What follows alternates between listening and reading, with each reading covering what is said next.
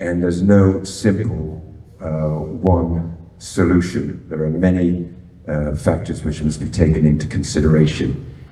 And my philosophy when treating people who were addicted was to echo the work that was trialed back in the 60s by a clinician by the name of Sheldon Zunberg.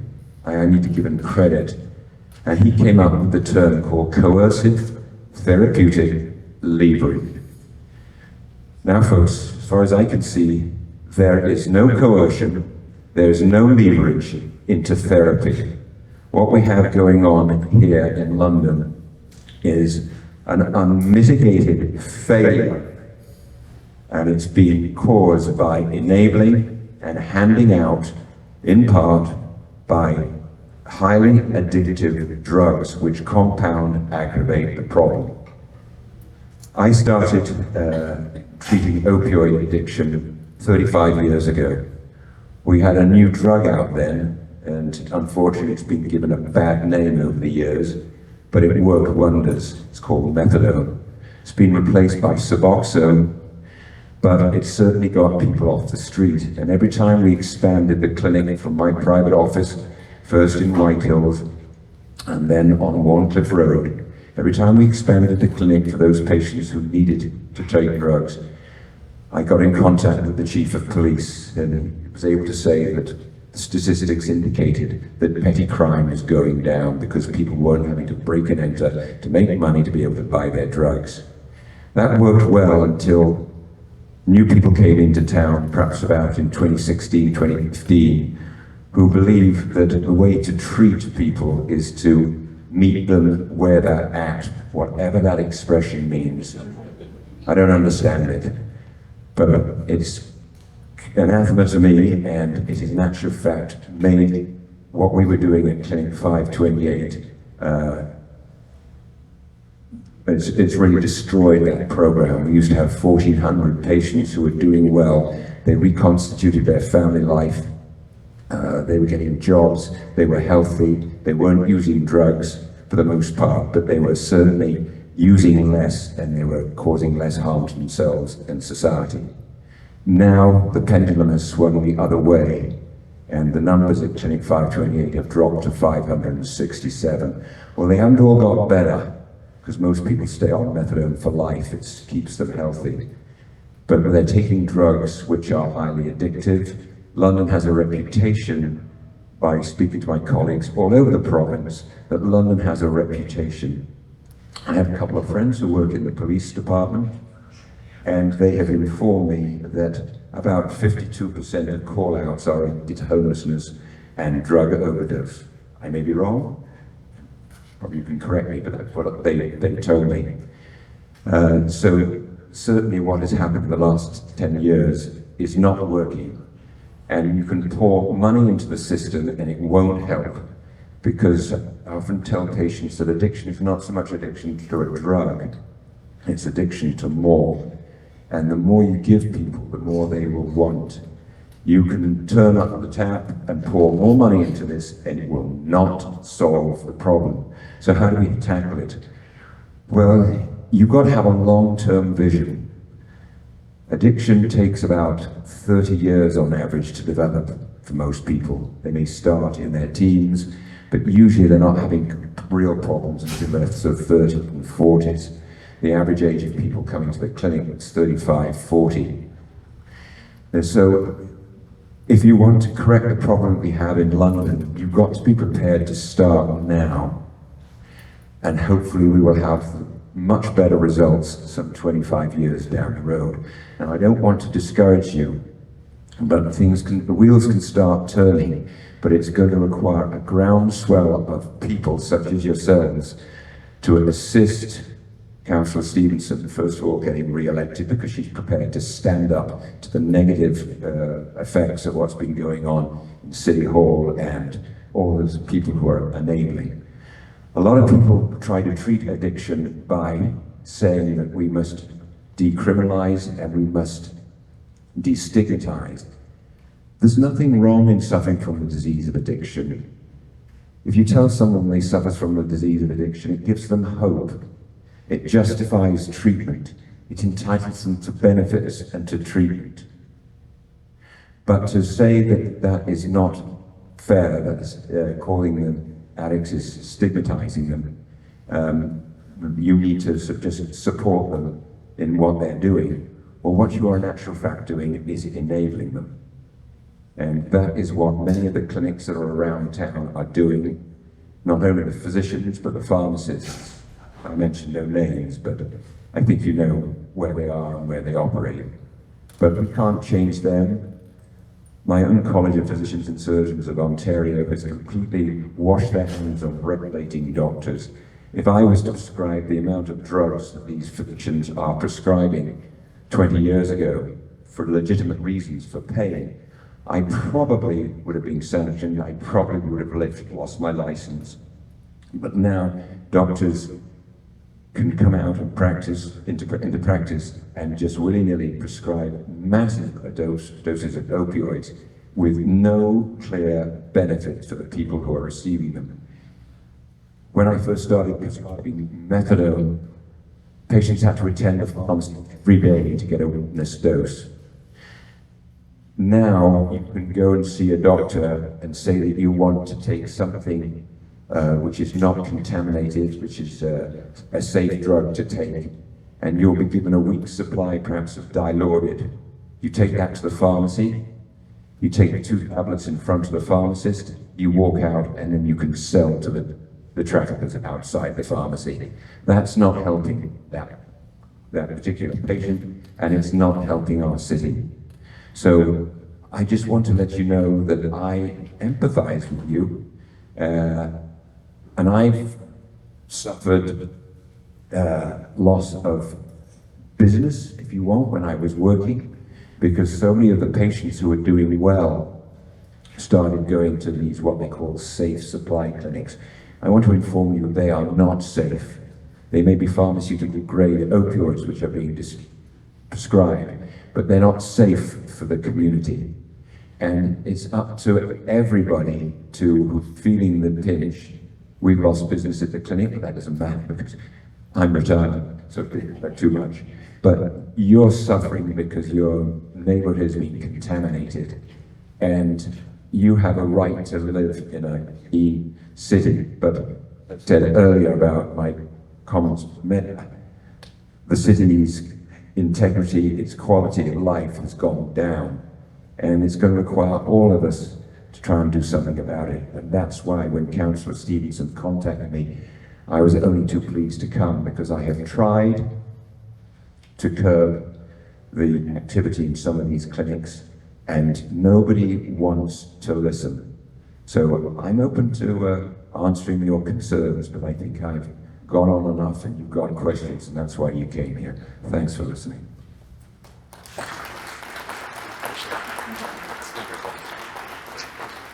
Thank you. I appreciate you being here. Maybe you want to share a little bit of what your experience?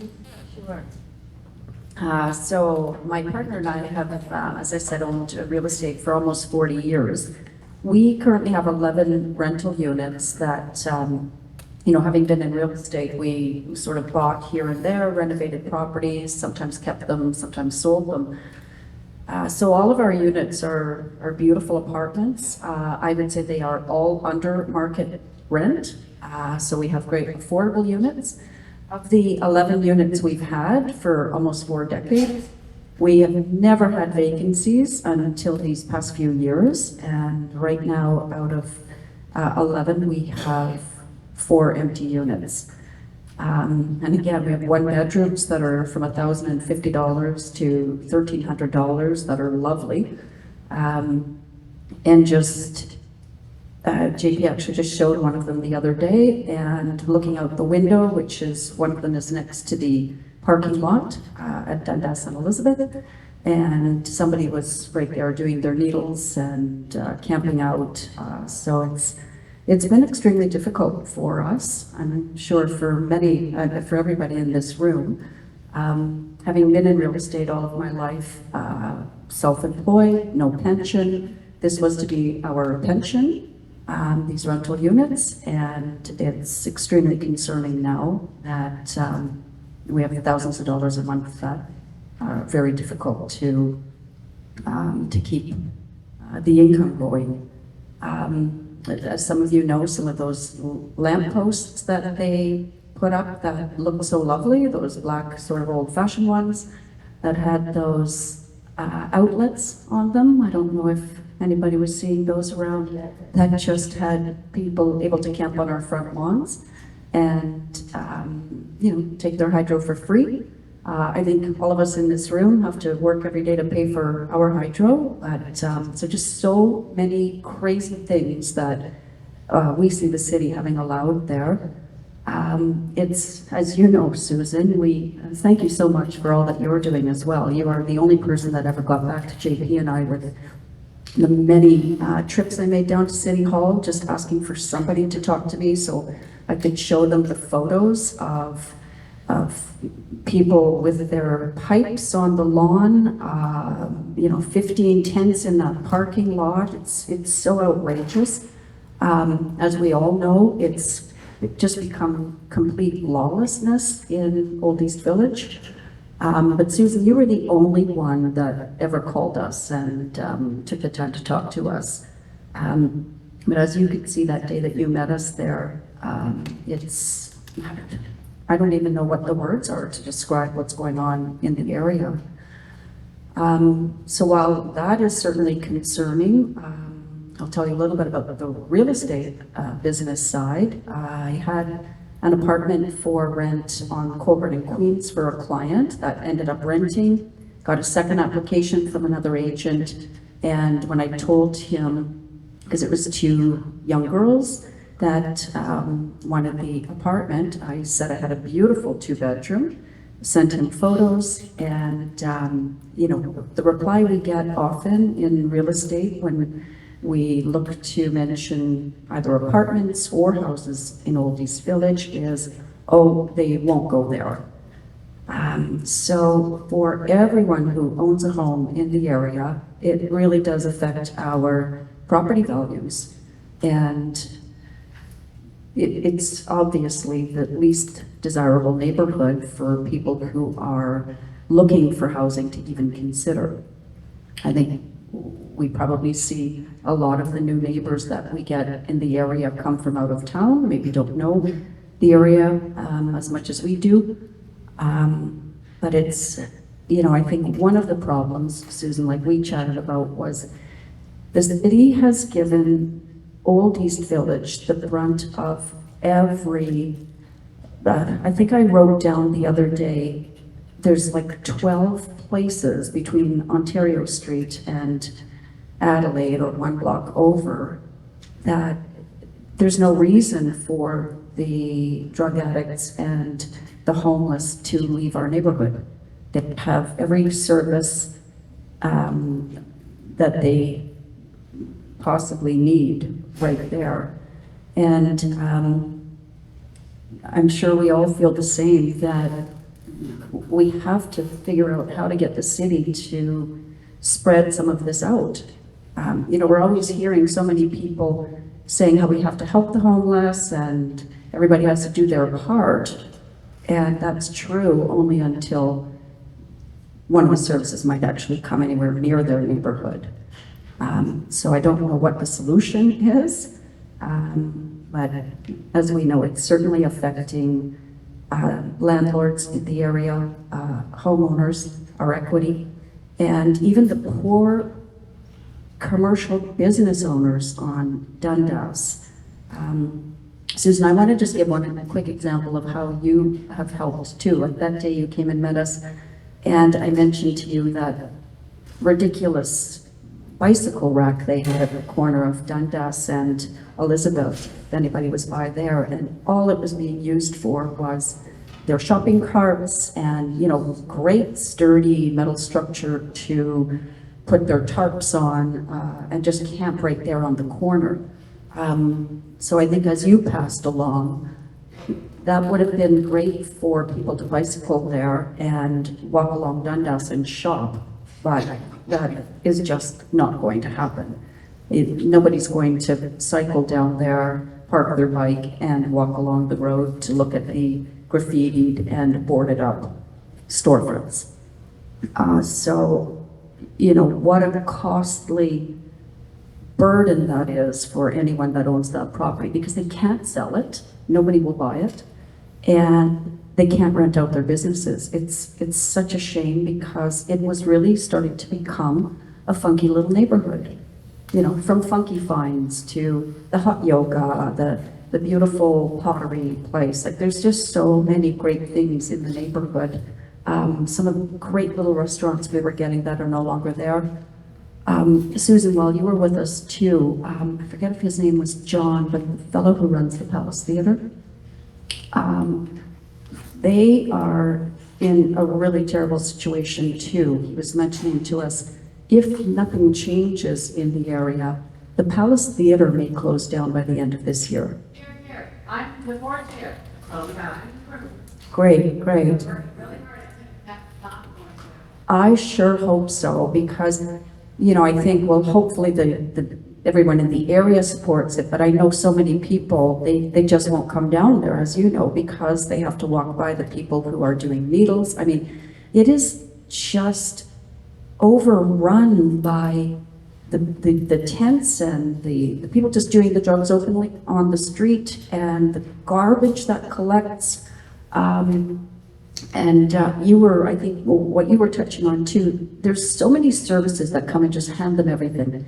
And because one of our properties borders that city parking lot, we've seen so much of, you know, people coming and delivering all of their food and, you know, clothing and those new tents.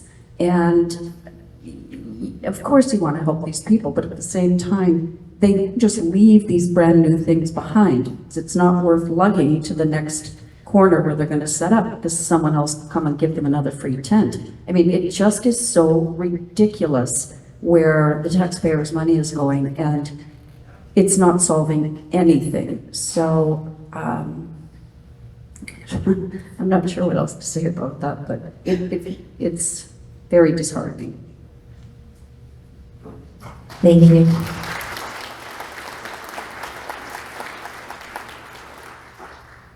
When I chose to run for office, it was because I didn't think the city was going in the right direction. I was very concerned about the homeless addiction crisis and the heart of our city, which extends into Old East Village.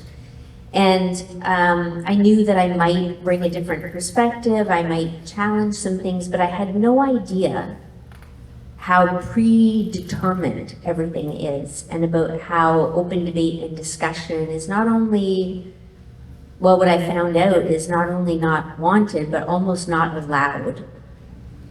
And each, sadly, the more I learn, because I answer people's calls and I go out there, because I don't know the answers, this isn't my area of expertise, but I go out and I see and I listen and I hear the pain of the people.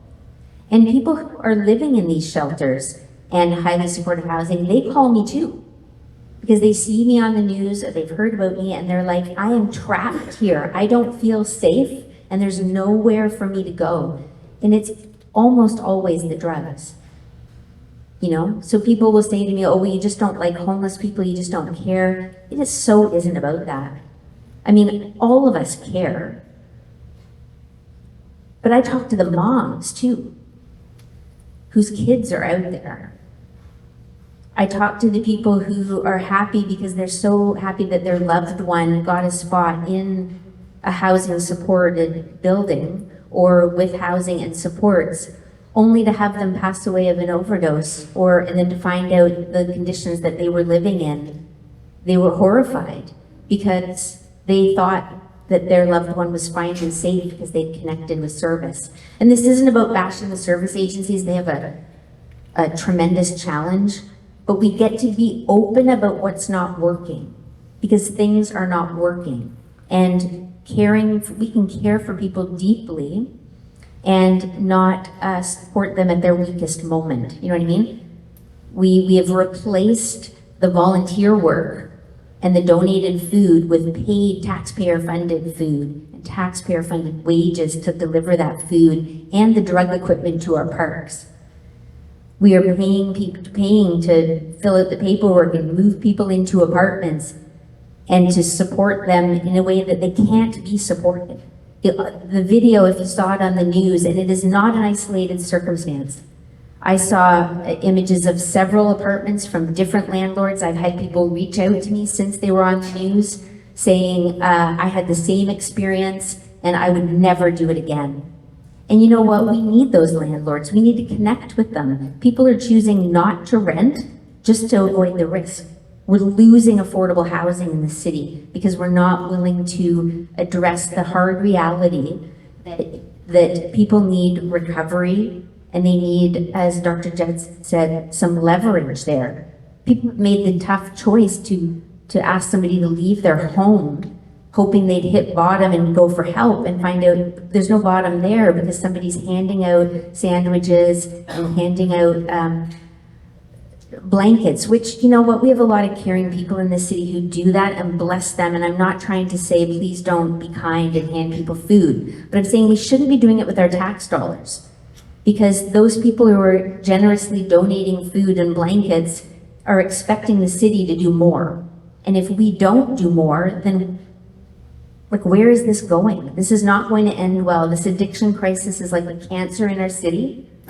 It is making people leave our city. It's creating a tremendous amount of mental distress across the board. Our unhoused, after another winter outside, how are they going to be? How are the neighbors going to be who are constantly dealing with fires and people breaking in? People feel like shut-ins. People can't enjoy their walks down by the river. So it matters, and it's not uncaring. It's not stigmatized. We can stigmatize the behavior and not the people, right? I think that Londoners get to be unapologetic, and I, as a councillor, am going to be stronger in my voice to say I'm going to be unapologetic against being against illegal behavior in our neighborhoods.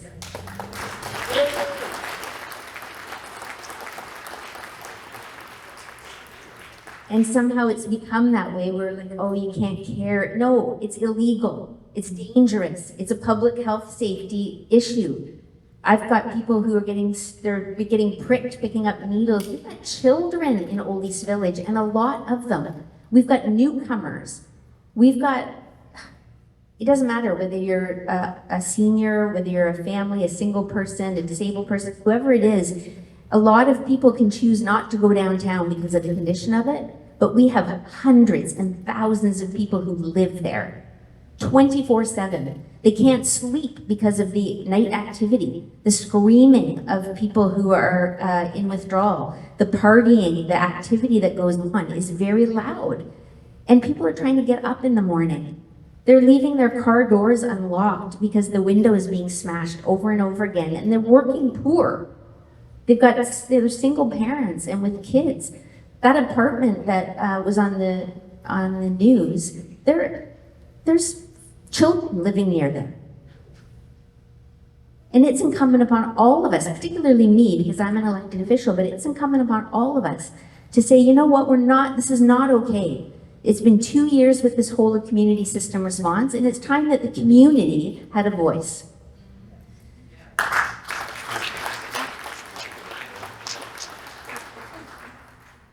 I just want to echo that when I left my native country of England 50 years ago, I was disenchanted with the fact that it had become a welfare state. I'm in favor of state welfare, but not a welfare state, because people who work should have the priority.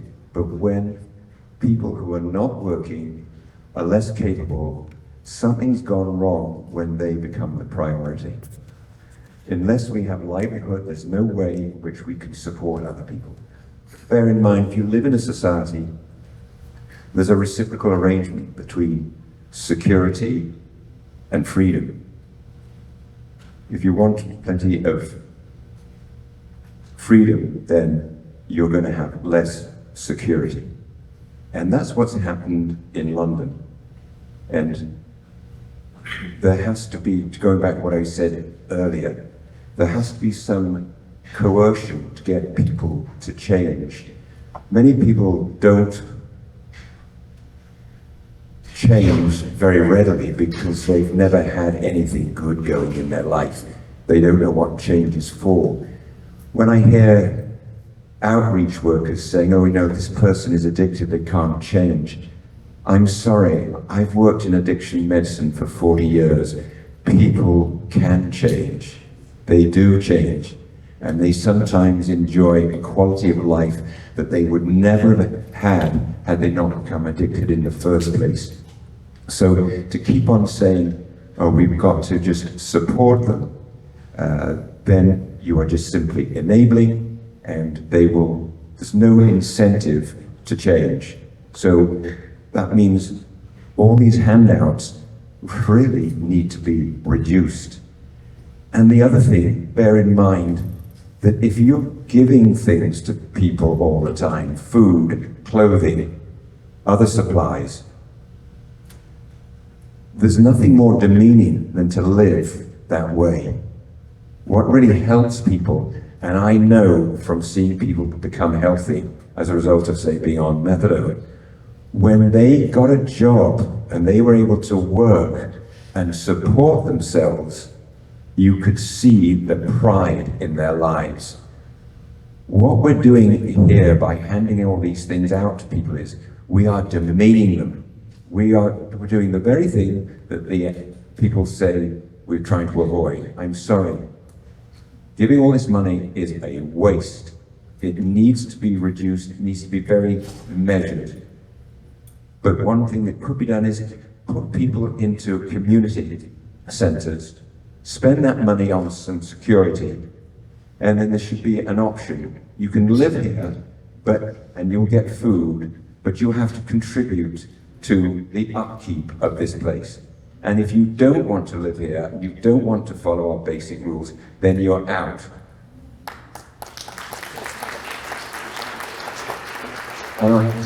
I'm not a politician.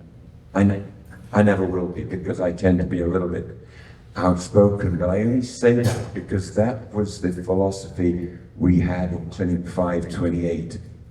We took people on, and the idea was to engage with them, encourage them, support them, but push them in the direction of getting healthier.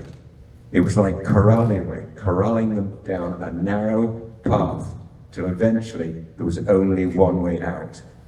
And I had patients come back to me 10 years later and said, I am so glad that you were strict, because I didn't know what that was.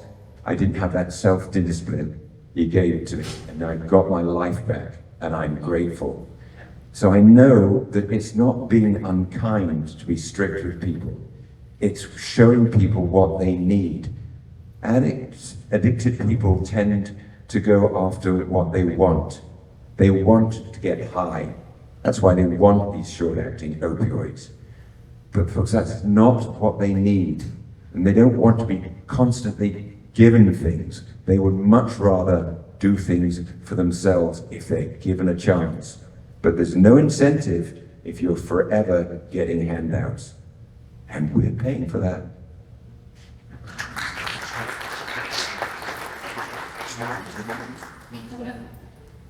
Oh, this is a good conversation.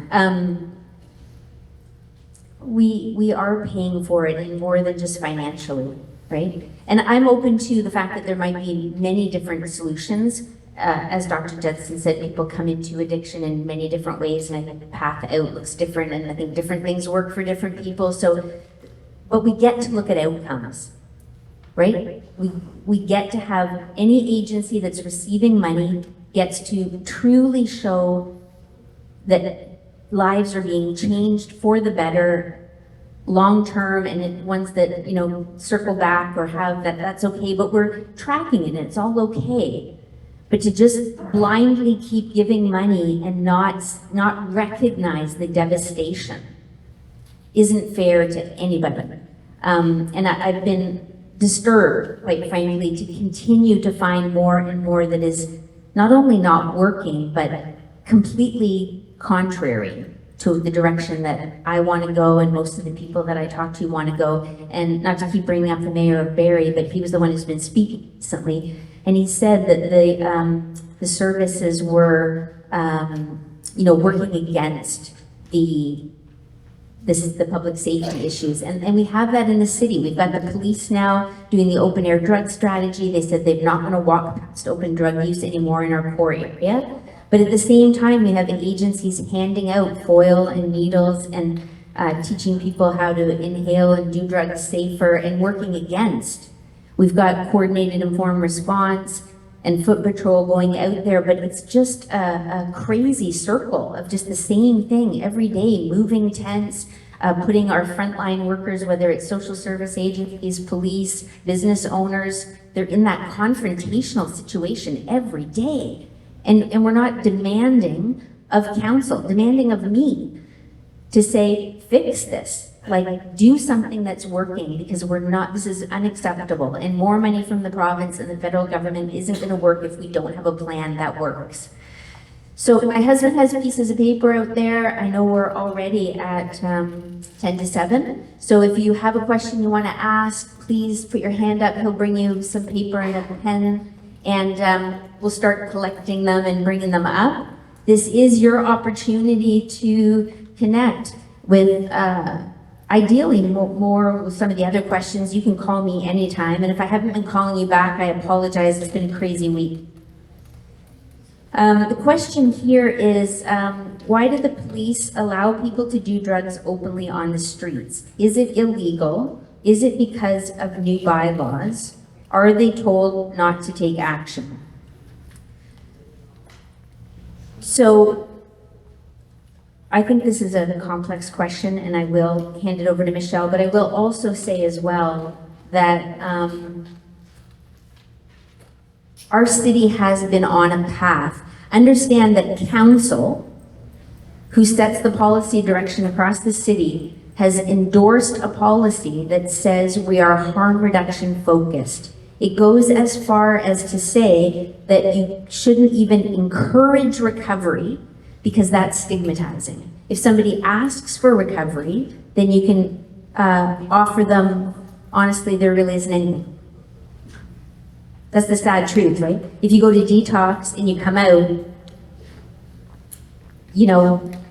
people have said to me, I went to detox, I was there 10 days, and then I said, so what next? And they went, oh, back to the street, back to the shelter until a spot opens up. If we are truly committed, I'd like to move in the province's direction, recovery-oriented systems of care, where when people come out of detox, there's a sober shelter for them to go to until they can get into sober transitional living, until they can get into permanent living. That it's a long journey, and there's a lot of support required along the way, and I think it's, quite frankly, I don't know why I'm not talking about the huge gaps there. So, I will say, we don't have any bylaws around drug use because it's illegal. So I've asked about that. Can we ban drug use? We can ban smoking, so many feet in front of a business. We can ban it at the parks. I've said, can't we do that? No, because it's illegal. So you can't ban something that's illegal. If you went to Victoria Park this summer, it says no vaping, no smoking in the park area, but it doesn't say no injecting of drugs because that's illegal. I know, it gets a little, what happens is we are not decriminalized in Ontario. In fact, nowhere in Canada at the moment. But when Vancouver decriminalized drugs, I went to a conference and we were talking about that, and the inspector of the Vancouver Victoria Police was walking us through how that happened. And I came home and I thought, if Ontario said we're going to decriminalize drugs, I don't think anything would change. So it's like a de facto concern. And it is a concern of residents. I hear it all the time. Michelle probably hears about it. If I walk down the street with a beer, I would get arrested. And yet somebody can inject drugs in a park right beside my kid's swing, and it's okay. I will just say, as a city councilor, it's not okay. We get to address it. The solution is something we get to talk about.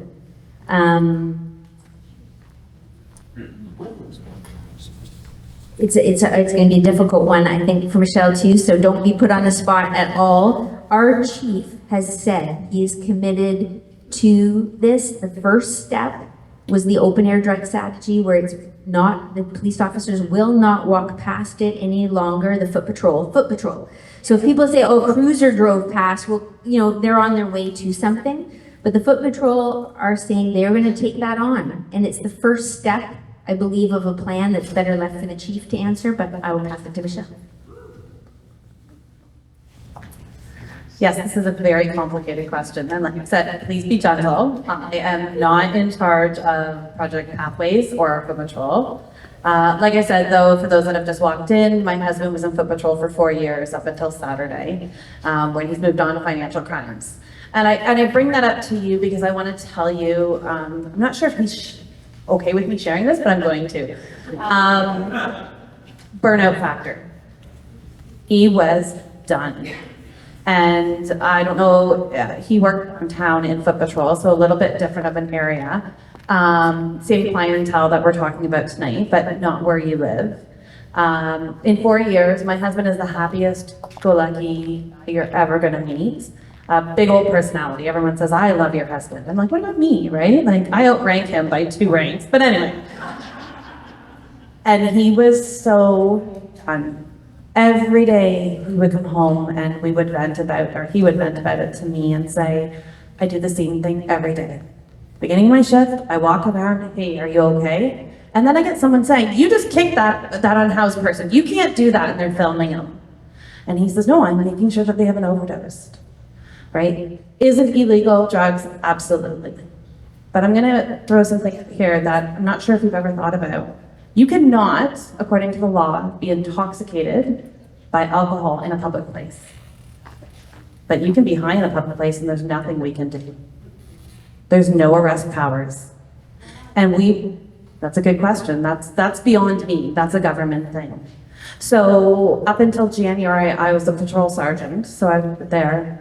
And we would get the calls all the time. Many times it would be someone that was naked because they were high and they would get naked and they run down the street. So what do? Right? There's no arrest powers. Are we going to use the Mental Health Act? Well, if we're really stretching it there, right? Because there's certain parameters for us to apprehend under the Mental Health Act, and that's not one of them. Now let me bring your attention to, we get the call, someone's overdosed. Now my officers are sent lights and sirens, we call it code 1, and they are sent lights and sirens to go and save this person because we carry Narcan. So the officers are going, lights and sirens, to save this person. That's what we do, that's what we signed up for. No one's despising that. But what happens to my officers when they get in a car accident? They go through that red light and they get T-boned. They're putting their safety on jeopardy as well. So I know a lot of you are saying, what are the police doing? Please keep that into consideration. We're doing what we can. We don't like it either. I don't want to bring my children downtown. We don't want to do this. We don't want to be administering Narcan. I'm a police officer. I am not a medical practitioner. And then we give them Narcan, 1, 2, 3, sometimes 4 doses, and they come out of it. Now they don't want to go to the hospital. I have zero authority to force them to go to the hospital. Yet, and the doctor can speak to that, when the Narcan runs out, they very well may overdose. Or the amount of times they get angry at us because we ruined their high. Yeah, this is what we deal with. So it's very frustrating. It is 100% illegal. Project Pathways with the open air, we've got a very supportive police chief that's doing our part. This is step 1. More recently, I'm not even sure if you're aware, the Foot Patrol initiated a project started August 25th, and it was for 2 weeks. And they work 24/7, Foot Patrol. And we're trying to prevent them from staying in parking lots.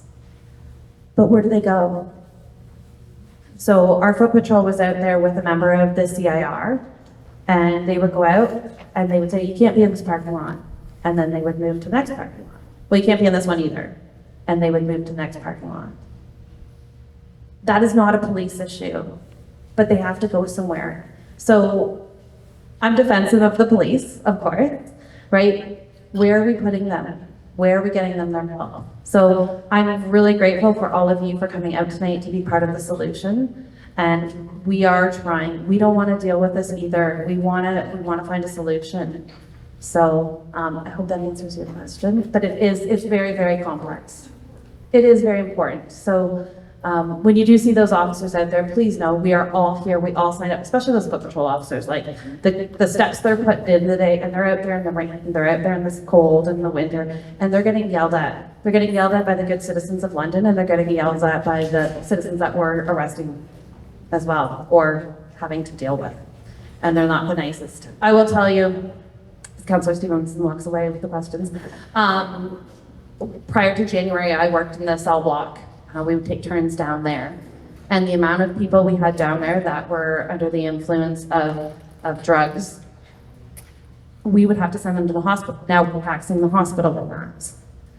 And I'm also going to put your minds to, we were having other police services show up with people they've arrested on petty warrants, like for theft. And all of a sudden, a particular service, I won't throw anyone under the bus here, would just show up. Hey, we got your wanted party.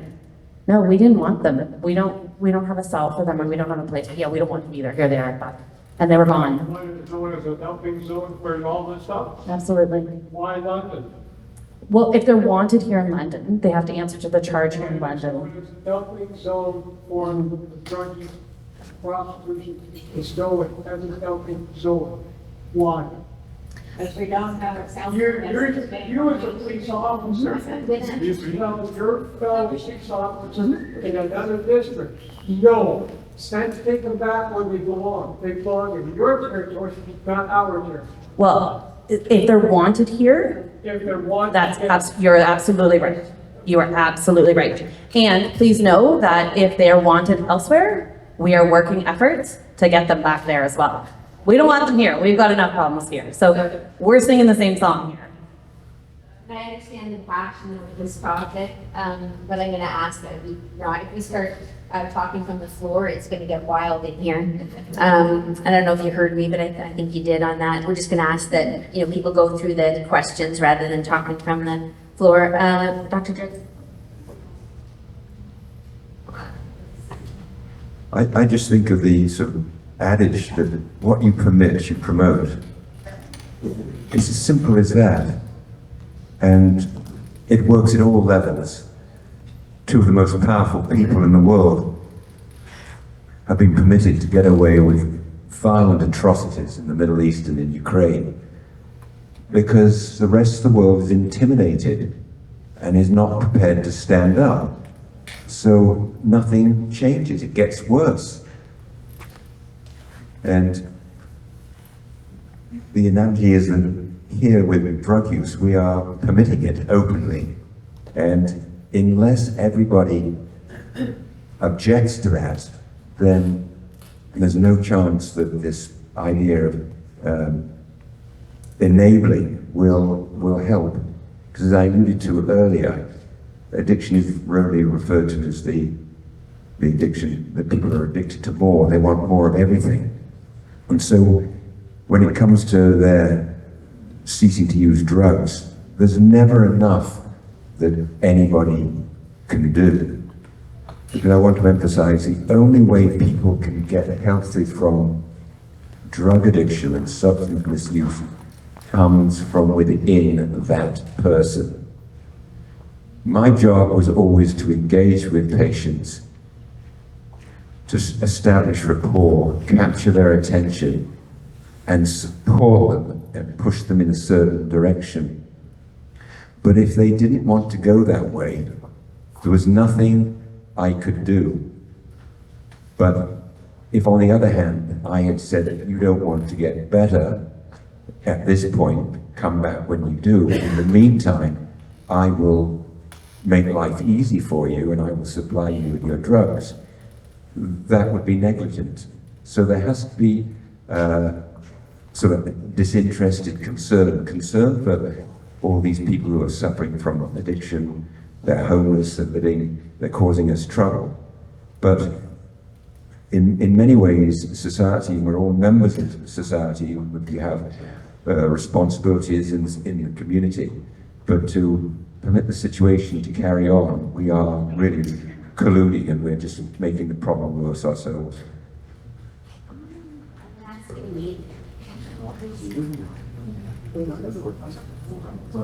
I'll just say, Susan, while we're on the topic of illegal activities being allowed to happen, one of the police officers I was talking to a while ago was saying, although it is illegal to camp on city parking lots and city land, that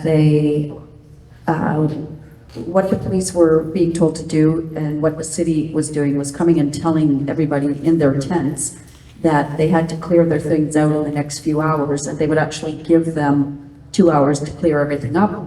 Then they would come back and just remove all the garbage that was left behind, rather than actually coming up to them and saying, you cannot stay here, and removing all of their belongings immediately.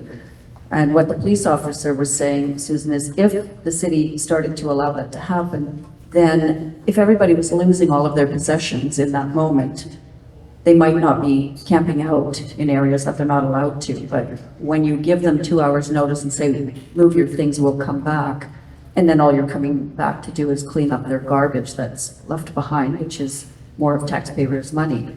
So do you know if the city is actually prepared to enforce that law, that you cannot camp on city property? So I can't speak too much to that in terms of operations, but what we're doing is not working. And I've had that conversation where it seems compassionate to say, give you 2 hours, because who wants to throw out all their stuff, right? Like, it must be horrible. I feel bad for the people that are put in that spot. But if we don't, the cycle continues over and over and over and over again. And like I said, then we're spending a lot of money and putting people in confrontational positions and disturbing the unhoused every few hours, and nobody is winning because the businesses don't really care that it's a different tent 2 hours later, right? That it's moved down a block. It hasn't really helped. So it's again one of those conversations that I think, again, it's up to council to set policy. There's been, I think, a reluctance to wade into what is a very complex, very emotional topic. We have very polarized views, people who feel very passionately in an opinion the opposite of mine. So this is why it's going to take some courage from our politicians to make those decisions, evaluate the results, figure out what's working, what's not, and making another change. The accountability that seems to be avoided in a lot of places is also avoided by council, right? Like, it's tough to be accountable on something that matters so much, that's so expensive, that is impacting so many lives. But we need to do it. I just like to add that the most vociferous opponents to sort of taking away support for the homeless and addicted population come from people who may not be actively using themselves, but they have those addictive characteristics, and that's what turns them into be enablers. Maybe they've grown up in broken families, they've grown up in an addicted family, they've witnessed the trauma that comes, and they, as a result, don't have very good self-esteem. And one way of compensating for that is to feel good about what you do. So that drives you to support people who are less capable than yourself. But that is not going to change the situation. And as I mentioned, in the short term, as I mentioned earlier, if we want the city to improve, we have to start making changes today that we can build on and keep working in that direction over the next few months, few years, until the situation is much improved. But I can tell you right now, you will never eradicate addiction. It's just that addiction is rampant, and the trouble is that we think it's worse because it's focused in a small number of people who are more of a drain, seemingly, in per capita than others. But bear in mind that the substance which causes the most harm in society is not opioids, it's not methamphetamine, it's alcohol, by a factor of 10 times. So you have to change the attitude of how people view what they're dealing with. You can't just try to correct the use of opioids. It's a question of changing the attitude of what this condition called addiction is. I said earlier it can be viewed as a disease, and that's helpful when people are going through withdrawal. But to prescribe them long-term medications which are potentially harmful is just as bad as handing out things for them. We need to try to encourage people to fend for themselves, because that's what recovery is. Recovery has very little to do with abstinence. Recovery is living your life honestly in every way and being responsible. And responsible means looking after yourself. And if you don't know, maybe these outreach workers should be going and teaching people how to cook, how to look after themselves, instead of providing handouts in forms of food, and then they just leave the garbage and go. That doesn't help them. It doesn't help them at all.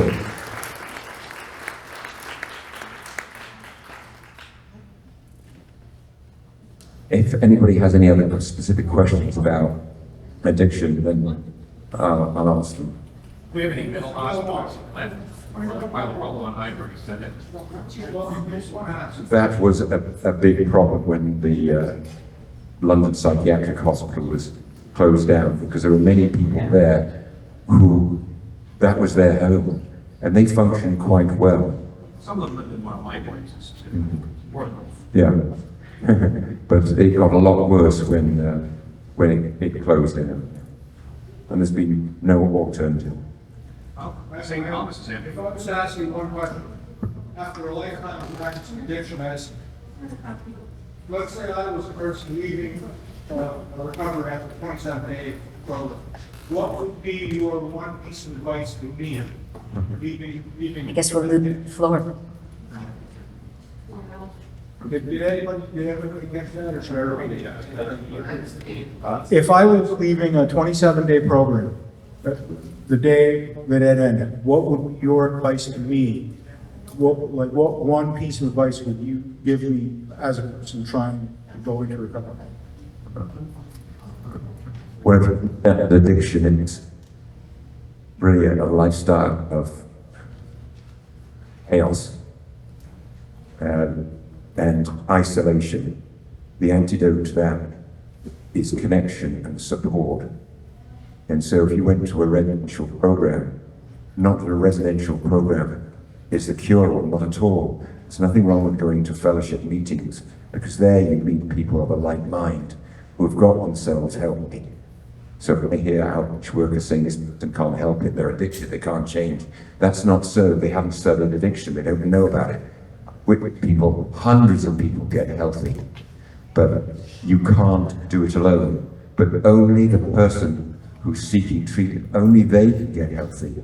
But when you leave your residential program, you need to go into a hostel or somewhere where drugs are not available.